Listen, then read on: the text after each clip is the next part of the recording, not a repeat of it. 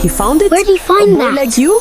In that alley? Look at the light. It is The beautiful. guard laughed in my face, and I stood there. Cracked shoes, empty pockets, holding something in my fist worth more than everything I had ever owned combined.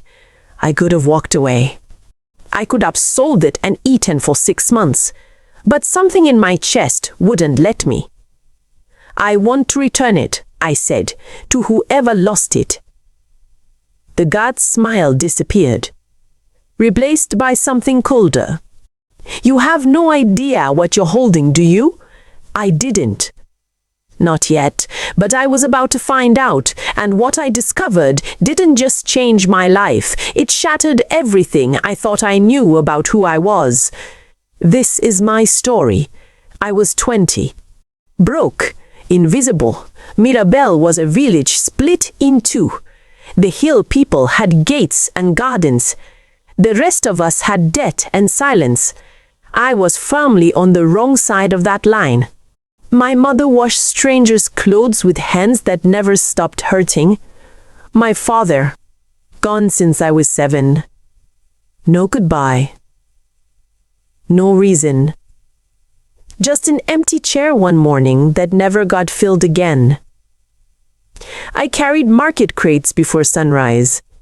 I swept floors for shop owners who never learned my name.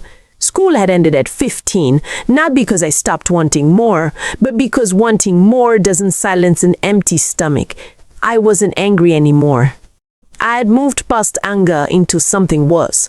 Acceptance. I had accepted that I was nobody, until that Tuesday morning changed everything. It was gray and cold. I was cutting through the back alley behind the market, same shortcut, same cracked pavement, same nothing. Then something caught the light near the gutter. A ring, gold, heavy. A deep red stone at the center. Tiny letters carved on the inside band. It looked ancient, like it carried history inside it, not just metal. I picked it up, turned it over slowly. Sell it. One voice said, 6 months of food. Your mother's roof fixed. Return it, said another voice. Quieter, stubborn. I chose the second voice. I asked around the market. That's when Rosa, an old herb vendor, grabbed my arm with frightened eyes and pulled me behind her stall. Daniel, put that away, right now. It's just a ring, Rosa. It is not just a ring, she hissed. 3 people have already gone to the Voss estate claiming they found it. She paused. None of them came back. Ulrich Voss. The name alone made people lower their voices in Mirabel. Richest man in the region, old money, cold reputation, the kind of man whose problems became your problems if you got too close. And I was walking toward his gate holding his missing ring. The guard stopped me before I reached the entrance. Delivery's around the back. I'm not making a delivery. I found something that belongs to Mr. Voss. He looked at my clothes, then at my face. Then he laughed, slow and deliberate, the way people laugh when they want you to feel small. They put me in a side room. Bare walls, 1 chair, no window. 40 minutes passed. I didn't know it then, but I had already crossed a line I couldn't return from. The secretary who finally entered had cold eyes and a clipboard. He placed the ring under a small light, studied it, and his expression shifted in a way he couldn't fully hide. He left without a single word. Then the door opened again. Not the secretary. A girl. My age. Simply dressed. Nothing like I expected from Voss's world. She looked at the ring on the table and her breath caught in her throat. That's it, she whispered. That's actually it. Then she looked at me, not through me, not past me, at me. Why did you bring it back? You could have sold it and disappeared. I shrugged. It wasn't mine. 3 words. She stared at them like they were a foreign language she was only just learning to understand. But I still had no idea what I had just walked into. Her name was Alara. And she was nothing like her father's world. She brought me tea, asked questions, listened, which was something people in Mirabel had never really done for me. But the longer I stayed, the stranger it felt. The secretary kept passing the doorway, watching. The guards outside spoke in low, urgent tones every time I glanced through the glass. When I returned to the market that evening, Rosa pulled me aside immediately. "You went, didn't you?" Not a question. I returned the ring. That's all. She grabbed both my arms. Her voice dropped to almost nothing. "Daniel, the last boy who touched that ring, they found him 2 weeks later. Outside the village, no explanation, no charges, nothing." I laughed nervously. "Rosa, I'm being serious." That night, I found an envelope under my door. No name, no return address. One handwritten line inside, "Leave Mirabel tonight, before they remember why that ring matters." I didn't sleep. I read that line until the words blurred. "Before they remember why that ring matters." What did the ring matter beyond its price?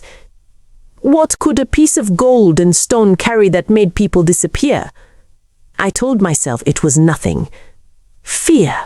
Village gossip. Old Rosa being dramatic.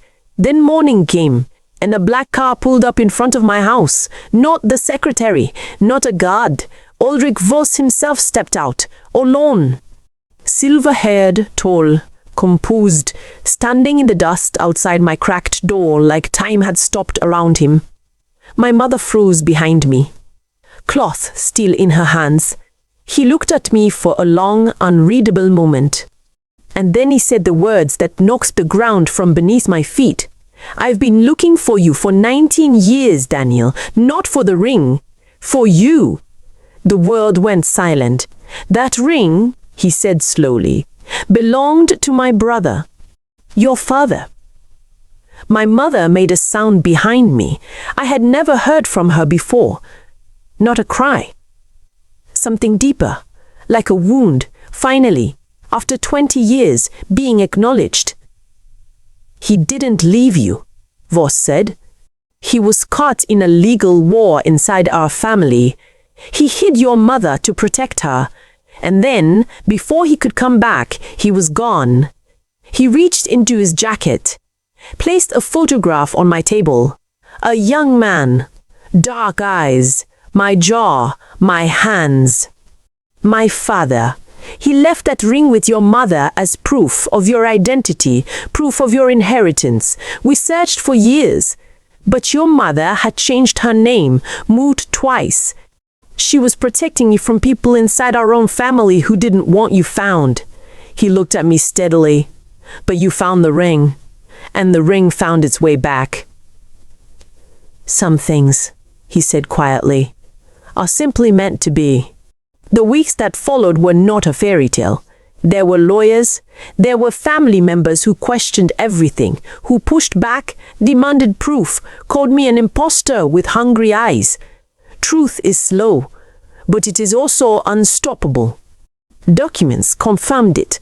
My mother's testimony, the ring's provenance, my father's sealed estate, held in legal trust for over a decade, partially belonged to me. I didn't become a different person overnight, but I became visible. I had a name that now opened doors instead of closing them. I had a past that finally made sense, and Elara, the girl who had looked at me like I was worth understanding, became the first real friend I had ever had. She said she knew something was different about me the moment I handed back what wasn't mine. Turns out she was right.